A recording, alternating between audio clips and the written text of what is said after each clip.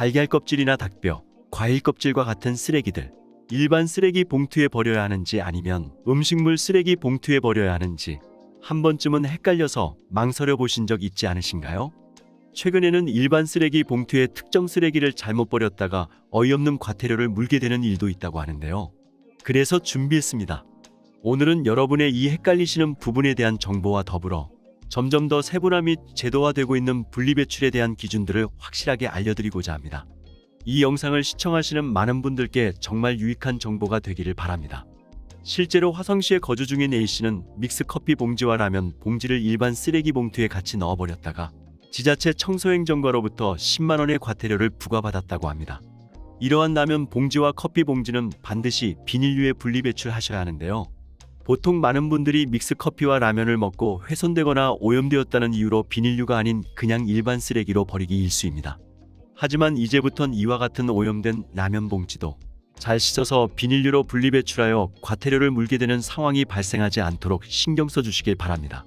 이외에도 일반 쓰레기 봉투에 플라스틱이나 캔과 같은 재활용 쓰레기를 섞어서 버린 경우에도 과태료가 부과될 수 있습니다. 각 지자체에 따라서는 이러한 혼합배출 쓰레기에 대한 수거를 거부하거나 버린 주인이 직접 다시 가져가도록 조치를 취하는 경우도 있다고 합니다.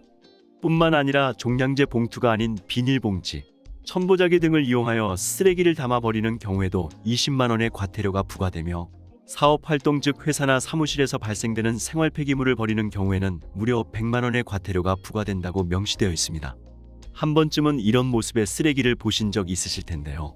한정된 쓰레기 봉투에 더 많은 쓰레기를 담고자 때로는 발로 눌러서 더 담고 쓰레기를 위로 불룩하게 쌓아 테이프로 고정하여 배출하는 분들 많이 계십니다. 하지만 이제부터는 쓰레기 과잉 투입 행위도 지자체에서 강하게 단속한다고 하니 주의를 기울여 주시기 바랍니다. 그리고 특히 최근에 많이 적발되는 사례 중에 하나가 일반 쓰레기와 음식물 쓰레기 분류를 잘못하여 일반 쓰레기 봉투에 음식물 쓰레기를 담았다가 단속에 적발이 되는 경우인데요.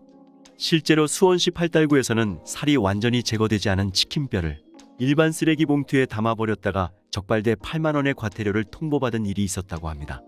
이와 같이 치킨뼈에 남아있는 살점까지도 단속의 대상이 되어가고 있는 요즘인 만큼 이제 우리는 일반 쓰레기와 음식물 쓰레기의 기준을 명확히 알고 정확히 구분하여 분리배출을 해야겠습니다.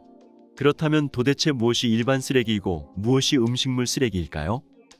기본적으로 음식물 쓰레기는 그 대부분이 동물들의 사료나 퇴비로 재활용하고 있습니다.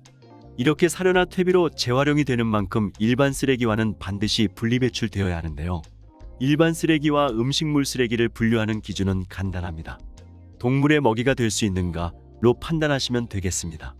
다시 말해 동물이 먹을 수 있으면 음식물 쓰레기로, 동물이 먹을 수 없으면 일반 쓰레기로 분류하시면 됩니다.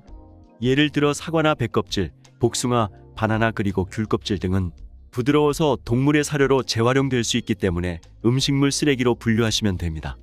반대로 각종 육류의 뼈와 달걀 껍질, 조개나 소라 같은 어패류의 껍데기, 그리고 꽃게, 가재와 같은 갑각류의 껍데기 등은 딱딱하여 동물의 사료로 재활용될 수 없기 때문에 일반 쓰레기로 분류하시면 됩니다. 하지만 예외적인 부분도 반드시 있는데요. 몇 가지를 함께 숙지해 두시면 도움이 되겠습니다. 수박이나 멜론의 껍질은 사과나 바나나 껍질과는 다르게 딱딱하니까 일반 쓰레기로 버려야 한다고 생각하기 쉽지만 이것들은 예외입니다. 작게 잘라서 음식물 쓰레기로 배출하셔야 합니다.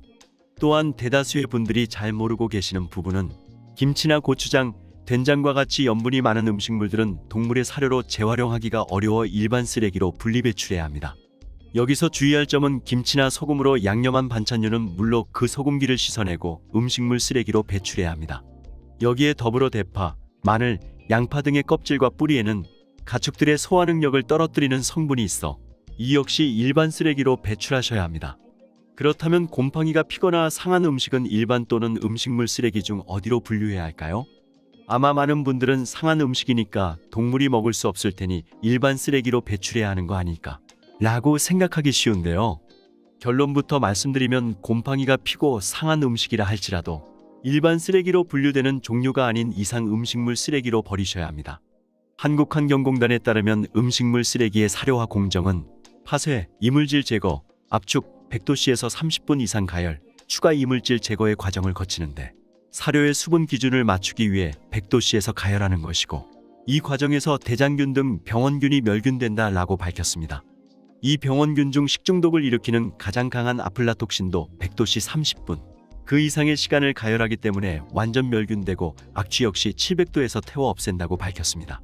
따라서 일반 쓰레기로 분류되는 경우가 아니라면 상하거나 곰팡이가 핀 음식도 음식물 쓰레기로 배출하시면 되겠습니다. 일상생활에서 매일같이 배출하는 쓰레기 규정은 앞으로 환경을 위해 더더욱 강화될 예정입니다. 조금은 까다롭지만 오늘의 영상을 통해 정돈된 내용을 숙지한다면 앞으로 과태료나 벌금이 부과될 일은 없을 겁니다. 도움이 되셨다면 구독과 좋아요 부탁드립니다.